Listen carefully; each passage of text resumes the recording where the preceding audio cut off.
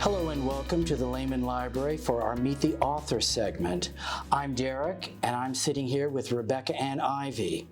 Thank you for joining us today. Oh, thank you, Derek, for having me. I appreciate you and the staff of the Lehman Library for asking me to be here today. I want to add that Miss Ivy is a local author. I am. I live in Sherwood and have raised my family in Sherwood, and I do local events where I go and read books, or I will also attend arts and crafts fairs and fundraising events to present and promote my books. Okay. What made you want to become an author, especially a children's author? When I was in school, and I'm talking about in high school, I had a beautiful art teacher that would encourage us to do anything we really wanted to pursue. And one day in class, I made a children's book, and it was actually about air pollution back in the 70s. You know, that was an important topic. But I always loved to create stories, and as I was raising my children, and I have 5 grown children, we just love to create and improvise and make up stories. And finally, my heart's desire was to try to write a book.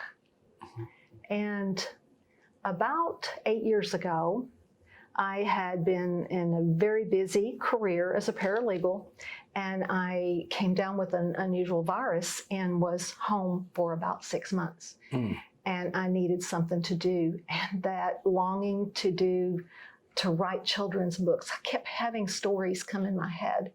And so I started writing them down.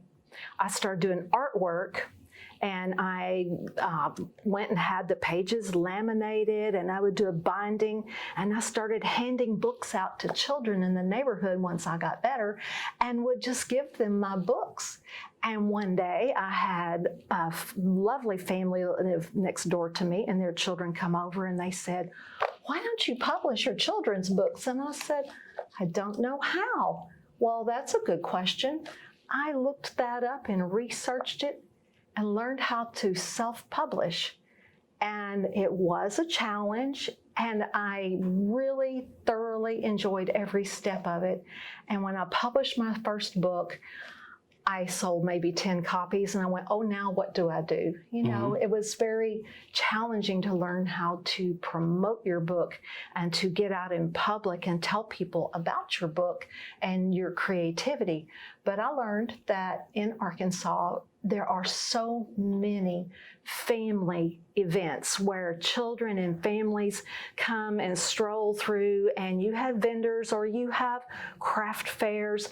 And even here at the library, there are events where you can sit and read your book to children, and it just ripples, because now I will go to an event and children run up to me because they have seen me before and want my next book. What a compliment. Yes. Yeah, that's the best compliment. How many books have you written? I'm starting on number 25. Okay. And I try to do 3 books a year, and that sounds like not very many, but then when you're doing 3 books, sometimes it's a lot. Okay. It depends on your schedule. Well, I was looking at some of the books that are in our library, and I noticed that not only do you write them, you do the illustrations. I do. Now, did you have an art background, or because to me, you've got a lot more talent than I have for drawing, and so I'm impressed by that. I just love arts and crafts. You know, I do many other things too, like crochet and whatever, but I do love to draw. When I began doing my first children's book, I didn't know what level to draw on, and I decided who are my customers? Well, they're 5 to 10 years old, mostly, some a little younger, some a little older. Well, how do children draw? So after a while, I decided to try to draw on about a 3rd grade level. Well, here's what I started doing recently within the last 2 years. On a couple of the books that you have, I have started asking children that are 10 or 11 years old to help with some of the artwork.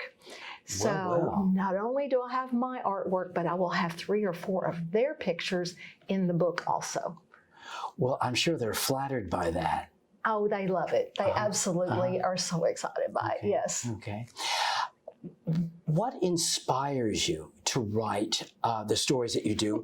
Do you use any events that happened when you were a child? Well, I think what really got me started was raising 5 children. There was a lot of stories in the life of 5 young children, and, as they're growing up. But lately, what really inspires me, and this, I do rescue puppy stories. So Arkansas animals need a voice. And a lot of times at my events, I will ask people about a lot of people have rescue animals, and I will find out about those stories and I recreate them. A lot of times, several of my books, I will put the animal in the back, the real animal, but I will tell the story. Now, why do I do that? I tell the story to relate to what a child is enduring at school. Maybe an animal was rehomed. Maybe a child went through a change in their life or they had to have a new home.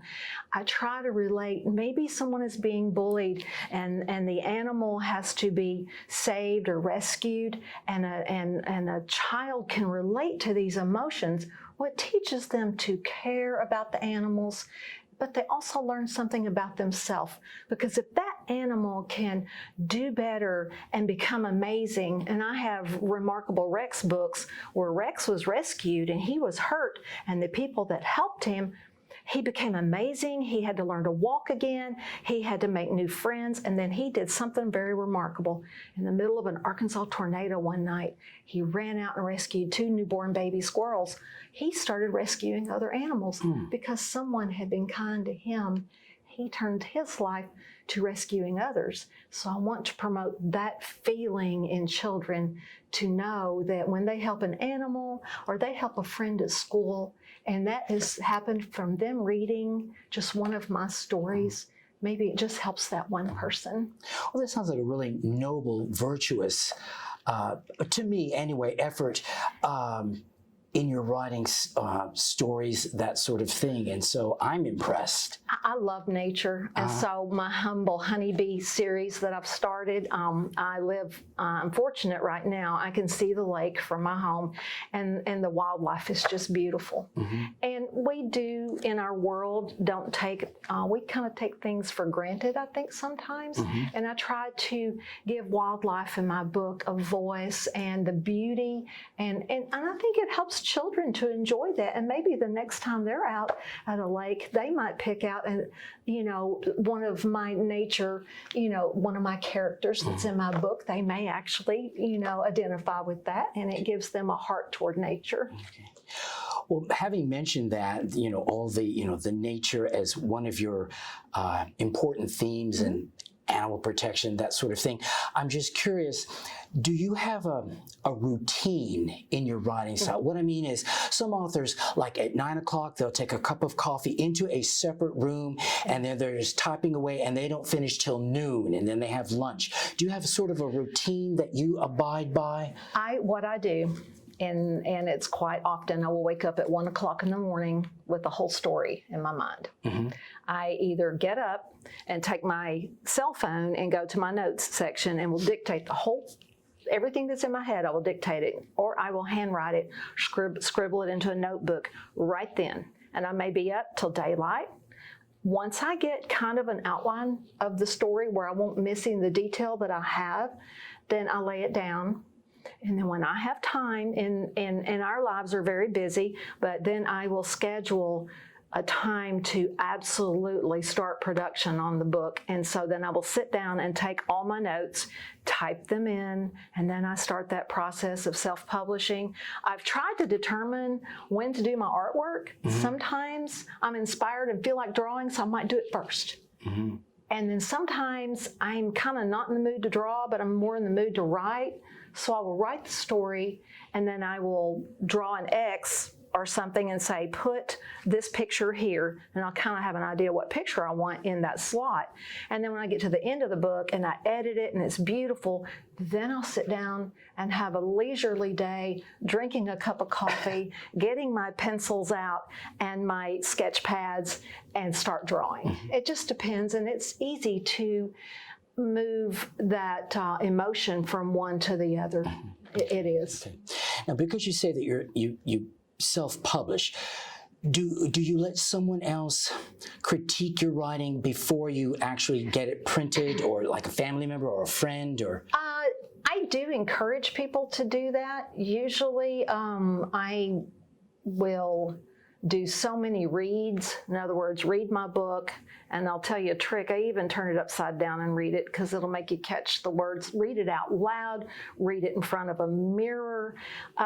If I'm having trouble with something, I have a lovely granddaughter that is she's good. She's edited my last 2 books. She's 10 years old, but her reading level is exceptional. And she finds she has found some mistakes, and she says, Grandma, it would be better worded this way, which is great. Yes. Because as I said, I want the youth involved in learning how to do this. So I will. And then sometimes I will send it to someone to just say, look, I've looked at this 20 times. Could you look at it one more time? But on self-publishing, it is a challenge to learn. There are several companies out there. So choosing one that's to the individual.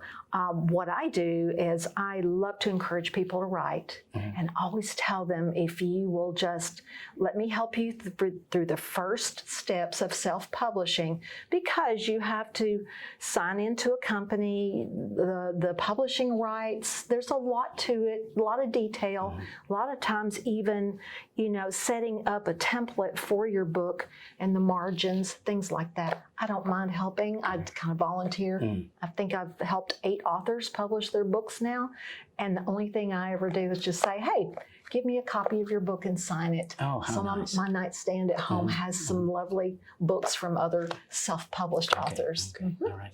Well, it's obvious that, as you alluded to, that young people who might be interested in writing, but what would you say to a child or a young person who said, I'm interested in becoming an author? What would you tell them, the good things as well as the bad things? What advice would you give them? Well, a young child, I just say, what kind of stories do you like to write? And they will always tell me. And then I will say, do you like to draw? Some do or don't. I said, well, do you have a friend that draws? Well, then y'all just work on a book at home. And then Mom and Dad, when they get their book together, it's self-publishing. You can self-publish at the age of 8 or 9 or 10. You don't have to be a certain age. You have to be a certain age. Mom and Dad would have to do the legal part, the self-publishing, actually doing that portion of it, but they could self-publish their child's work if they choose to. And I always like to help them through those steps. Now, what the children usually do, they work at home and they will make books for their parents and grandparents. Well, that gets that started. So later on, maybe they will become that author. Okay, all right, all right. Now, if young people or adults who are viewing this video want to learn more about you, are you engaged in social media, or how could they contact you? Okay, I am on Facebook. Rebecca Ann Ivy, the House of Ivy. You can send me a message. You can Facebook Messenger, and you can send me a message and say, I've always wanted to write a book, and I can help you with the steps to get started. I love helping people be creative, and that one book in your heart that you want to publish, I'd love to help you get rolling on that and see what you can do. Okay, all right. Well, I'm sure our audience would love to hear you read excerpts from your book, and if you'd be willing to read some, we would be honored by that. Well, thank you. So I have a few flags here. My most recent book, Tiny Humble Honeybee's Colorful Adventure at the Rainbow Snow Cone Stand. And the backdrop of this book, Tiny Humble Honeybee, was a character in one of my earlier books, and the honeycomb hive. And they live near Sunshine Valley, where all the nature characters live. So the first 2 books are about going to honeybee school, or Tiny Humble Honeybee, his friends going off and becoming rich and famous and coming back home. Then they all live next door to Sunshine Valley. But later on, Tiny Humble Honeybee has become a principal at school, and his favorite teacher is Miss Rosie Bee. And so let me tell you, part of this book actually has a truth to it. It was written by me, and then I have used a little bit of a story from my granddaughter, Caitlin, and she ran a snow cone stand, and she had an amazing event happen one day with some tiny humble honeybees. And so I incorporated that into this book. It's illustrated by me, and it's also illustrated by a young lady named Leila Marie, who was 11 years old last year, and her family is military. They have since moved away, but I did use some of three of her pieces of artwork. So this is an effort on everyone, but I did put the book together and write the story. So once on a lovely sunny day in a busy honeybee hive near a sparkling brook in the old oak tree, a new swarm of buzzing baby honeybees were attending honeybee school to be busy worker bees. So the baby honeybee class had a very nice teacher named Miss Rosie Bee. Miss Rosie Bee was busy teaching the baby bees to be many things to be. I'll use the word bee, B-E-E, busy worker honeybees. The buzzing baby honeybees were working very hard. Oh, the morning seemed to be long with no play. Miss Rosie Bee worried today will be a very long working honeybee day. Well, suddenly, Tiny Humble Honeybee, principal of the honeybee school, dropped in for a friendly visit to Miss Rosie Bee's baby honeybee class. Principal Tiny Humble Honeybee looked around and observed the hard-working, buzzing baby honeybees. He exclaimed, oh my, this is a wonderful group of hard-working, buzzing baby honeybees. This is also a lovely sunny day. It would be a shame to work all day. I'm calling recess for the remainder of the day. Miss Rosie Bee, please gather your class of baby honeybees. We shall all go on a field trip to our favorite rainbow snow cone stand today. So we flip over, on the way to the snow cone stand, they had to go by Sunshine Valley and greet all their favorite friends, turtles, the geese, the ducks, everything, the hummingbirds. It was a lovely trip. And then the Tiny Humble Honeybee called out, baby honeybees, soon we shall dash through a thicket of dark green leaves. Just on the other side, nestled in the golden glen, is our favorite rainbow snow cone stand.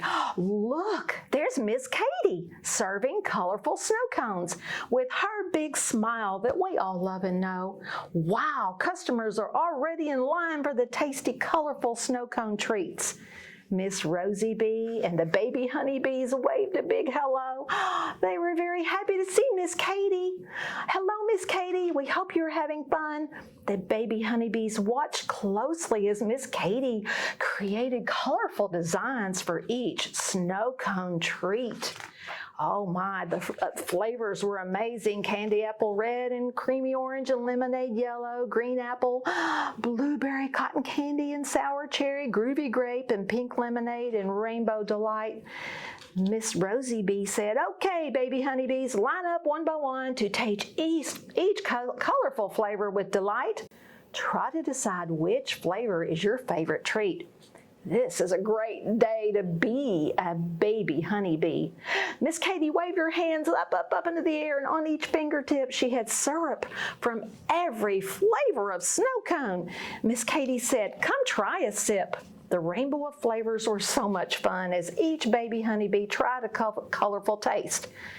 Miss Katie said to Tiny Humble Honeybee and to Miss Rosie Bee, do you see what I see? The baby bees are turning the color of the snow cone syrup as they taste it, and many have turned the color of their favorite flavor. My, oh my, Miss Katie began to giggle with surprise and delight as each baby honeybee began to glow colors so bright. Principal Tiny Humble Honeybee, he did not want to be left out of the fun, so he tried the groovy grape flavor and turned a lovely shade of purple. He wiggled his purple honeybee middle, and everyone laughed and giggled. Miss Rosie Bee said, oh, candy apple red is the flavor for me. She glowed as bright red could be. Well, all of a sudden, they were having so much fun. The baby honeybees buzzed with delight. They flew in patterns to create a beautiful, colorful light. The customers of the Rainbow Snow Cone stand noticed the colorful light as the baby honeybees swirled around and around Miss Katie and the Rainbow Snow Cone stand. And we go on and we have more fun, but soon Principal Tiny Honeybee called their attention to the setting of the sun. Soon it shall be time to return home to the old oak tree and the safety of our honeybee hive. So the buzzing baby honeybees waved goodbye to Miss Katie and the customers of the Rainbow Snow Cone stand. Then up, up, and away they did fly. Well, that was really good. I enjoyed hearing that. Yes, yes. Well, Miss Ivy, it has been a pleasure having you here. Thank you so much for giving your time to come talk with us, and we really appreciate your efforts. And we thank you for watching this video. We encourage you, if you would like to check out some of Miss Ivy's books, please come to the Lehman Library, and please check Miss Ivy's Facebook page. Thank you very much. Appreciate it.